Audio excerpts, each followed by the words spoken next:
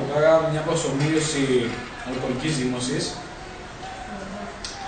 Για να επιτύχουμε αυτή την μεγάλη προσομοίωση θα χρειαστούμε τη μαγιά που έχει το ένζυμο μας, είναι αυτή εδώ.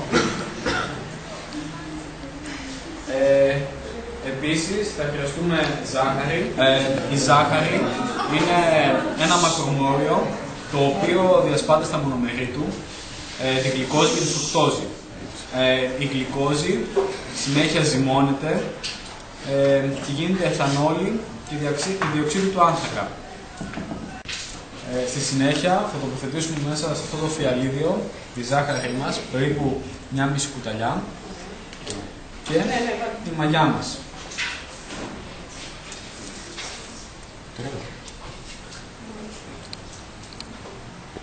Ωραία.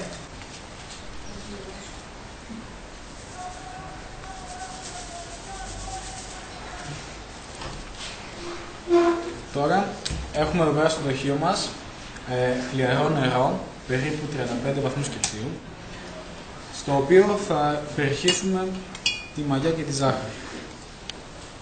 Περιχύσουμε.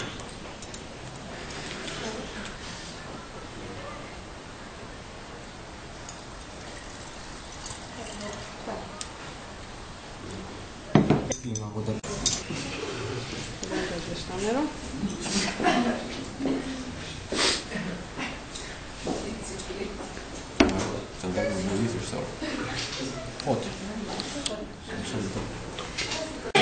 Η κυρία Αγγέλου τα κάνει.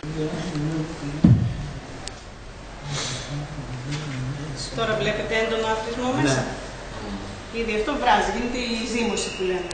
Βγαίνει το διοξείδιο του άνθρακα και μεταφέρεται μέσω του γυάλινου σωλήνου και του ελαστικού σωλήνου.